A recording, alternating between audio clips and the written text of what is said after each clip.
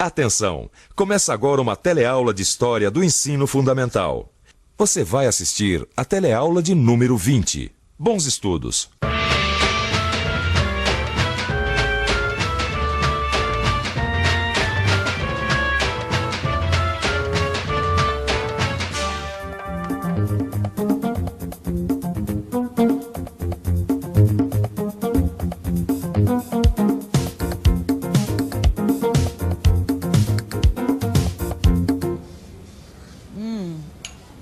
Às vezes a gente nem percebe, mas muito dos nossos hábitos tem a ver com a história do nosso país. O cafezinho, por exemplo. Você sabia que antes de ser conhecido como país do futebol, o Brasil era conhecido como país do café? E é exatamente esse o assunto da nossa aula de hoje. A expansão do cultivo do café e o crescimento industrial do Brasil. Então, hora do cafezinho. Ou melhor, hora da aula. A gente leva uma vida muito corrida, de casa para confecção, da confecção para as lojas para comprar tecido, aí volta para confecção para dar conta das encomendas, e aí no fim do dia ainda tem que enfrentar um supermercado. Ai, amiga, quanto mais eu trabalho para nossa fabriquinha, mais eu fico feliz. Supermercado, tiro de letra. Eu também, é que eu acho ruim porque sobra pouco tempo pra gente estudar. Mas eu tenho uma ideia.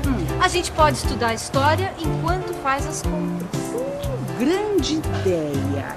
E o que é que nós vamos estudar? Deixa eu ver. Ahá! Tá aqui. Nós vamos estudar o papel do nosso principal produto de exportação, o café. Você sabe que eu já tinha ouvido falar que a exportação do café era a base da nossa economia. Essa verdade é comprovada, não é? Comprovadíssima. Isso desde os tempos do Império. Tem até o discurso de senador que mostra muito bem como algumas coisas eram. É o Brasil, o país que produz atualmente 3/5 partes do total deste artigo e que por isso assumiu uma espécie de monopólio. E a produção de qualquer mercadoria sob tais condições faz pesar a imposição sobre o consumidor, que tem que se sujeitar aos preços dos mercados produtores. Monopólio, venda sem concorrente. Amiga, você entendeu direito esse negócio de monopólio? Eu acho que sim. Pensa bem. Se esse fosse o único supermercado que vendesse café, todo mundo que quisesse comprar o café ia ter que vir até aqui. Exatamente. E tem mais, tem mais. O supermercado ia poder cobrar o preço que quisesse, já que ele era o único que tinha o produto. Agora eu entendi por que esse tal de monopólio só é bom para quem produz. O consumidor que paga o pato. Claro, para o consumidor o que é bom é a concorrência. Mas escuta, se naquela época o Brasil tinha o monopólio do café, quem é que levava vantagem com isso? Ai, amiga, vamos continuar fazendo nossas compras, porque essa pergunta só mesmo um especialista em economia para responder. Os grandes beneficiados deste monopólio brasileiro foram os fazendeiros, que apostaram e investiram no café. Isso aconteceu principalmente no Rio de Janeiro, em São Paulo e em Minas Gerais. O governo daquela época também saiu ganhando, já que o imposto de exportação pago pelo café era uma enorme fonte de renda. E como pagavam muitos impostos, os fazendeiros de café exigiam poder político. Foi assim no Império, com os barões do café no Vale do Paraíba, no Rio de Janeiro. Era assim também na Primeira República, com os fazendeiros de café de São Paulo. Um exemplo prático desse poder. Quando se produzia muito café, o próprio governo comprava o produto e estocava para manter o preço em alta. O café era mesmo um negócio da China. Você deve estar achando esquisita essa história de o governo comprar e estocar tanto café, não é mesmo? Mas, na verdade, isso é muito simples de entender. Vamos ver outro exemplo. O que acontece nos dias de hoje quando as geadas arrasam as plantações de laranja no sul do país? Diminui a produção de laranjas, é claro. Mas o número de pessoas que querem comprar laranjas permanece igual. Em outras palavras, diminui o número de laranjas, mas não diminui o número de pessoas. O resultado, Você sabe qual é. Aumenta o preço da laranja. Mas e quando acontece o contrário? Ou seja, o que acontece quando aumenta a produção de laranjas e o número de consumidores de laranja permanece igual? O preço desce. É lógico. Esta é a lei da oferta e da procura. Quando a procura é maior do que a oferta, o preço sobe. E quando a oferta é maior do que a procura, o preço desce. Era isso o que acontecia com o café naquela época. Quando a produção de café aumentava, o governo intervinha. Ele comprava e guardava o café para que o produto não chegasse ao consumidor. E assim, ele conseguia controlar o preço do café no mercado. Já tem um bocado de história aqui no nosso carrinho, amiga. Como assim? Olha só. A gente já aprendeu em outras aulas que o Brasil também produzia açúcar e cacau, que é a matéria-prima do chocolate, tá? E hoje a gente ficou sabendo que a partir da metade do século XIX, o café se transformou no rei dos nossos produtos. É, isso aí dá o que pensar, hein? Quais serão as mudanças que o café trouxe para o Brasil? Mudanças? Claro. Ou você acha que plantar café é a mesma coisa que plantar cana-de-açúcar ou cacau? Não é? Bom, para quem não conhece, esse aqui é um pé de café. E essa frutinha vermelha é o famoso café. Esse aqui é o seu Antônio, que entende muito sobre esse assunto e vai nos ajudar a esclarecer algumas coisas sobre esse famoso produto. Seu Antônio, quanto tempo leva para um pé de café ficar desse tamanho? O pé de café, para ficar nesse tamanho, ele demora de 4 a 5 anos. E quanto tempo ele leva para começar a produzir? Ele pode produzir da idade de 2 anos, para dar os primeiros grãos de café. E depois ele vai produzindo para o resto da vida? Não, ele não produz para o resto da vida. Uma planta pode produzir até 30 anos. Mas hoje, com a nova tecnologia, eles plantam até 12 anos e depois eliminam a planta e plantam novas cultivares. Bom, isso é o que se faz hoje em dia, porque naquela época o costume era abandonar as plantações e começar novas plantações. Foi assim que a cafeicultura foi se expandindo pelo país. E agora a gente vai ver qual o caminho dessa verdadeira onda verde que foi a expansão do café. A onda verde da cafeicultura começou seu caminho no Vale do Paraíba Fluminense, com base no trabalho escravo. Mas ainda na primeira metade do século XIX, chegou em São Paulo e Minas Gerais. A partir de 1870, com a construção das ferrovias, a onda verde se expandiu rapidamente na direção oeste.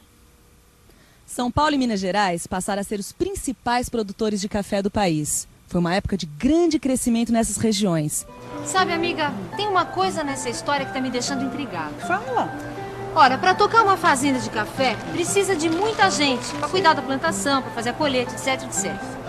E conforme o café foi se expandindo, naquela época já não existia escravidão, não é? É verdade, porque a abolição da escravidão foi em 1888 e foi justamente nessa época que o café deu seu grande salto em São Paulo, indo para novas áreas, onde não morava muita gente. Então, onde é que os fazendeiros encontravam mão de obra para tocar as fazendas? A resposta para sua pergunta acho que está aqui no nosso carrinho. Olha só. Macarrão, pizza, calabresa, tudo de origem italiana. Mas o que a Itália tem a ver com isso tudo? Mas guarda, Bela, o problema da mão de obra foi resolvido com a vinda dos imigrantes, principalmente os italianos. Meus avós saíram da Itália para a lavoura aqui do café. E depois ainda vieram os japoneses. Mamma mia! Bom, em 1908 chegaram os primeiros japoneses aqui no Brasil. Em 18 de junho aportaram os 791 primeiros imigrantes japoneses que vieram especificamente para trabalhar nas lavouras de café. Quem eram esses imigrantes? Eram camponeses que haviam perdido suas terras ou não podiam mais pagar os impostos. Eram funcionários públicos que trabalhavam nas cidades, eram pessoas que não tinham uma mão de obra especializada e que, portanto, estavam um pouco excluídos do processo de industrialização que ocorria então no Japão. A propaganda, evidentemente, dava conta de uma situação muito boa, de uma possibilidade de fazer fortuna muito fácil. E essa, sem dúvida nenhuma, foi a grande e principal motivação da partida deste grupo de imigrantes. É claro que, chegando aqui, eles perceberam que a realidade era muito diferente. As fazendas eram um cenário hostil para eles, os costumes muito diferentes, enfim, a adaptação foi realmente muito difícil.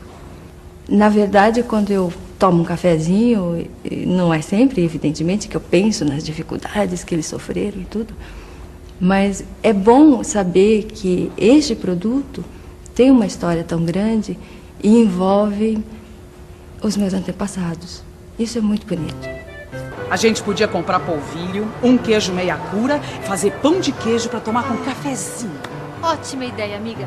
Nada melhor do que um pão de queijo bem quentinho com um cafezinho bem fresquinho. Falando nisso, o que será que acompanhava o café naqueles tempos? Como assim?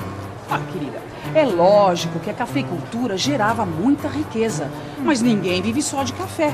A gente não viu que estava surgindo uma cidade atrás da outra? Que mudanças será que essa prosperidade trazia? Boa pergunta, Cida. Vamos pensar um pouco?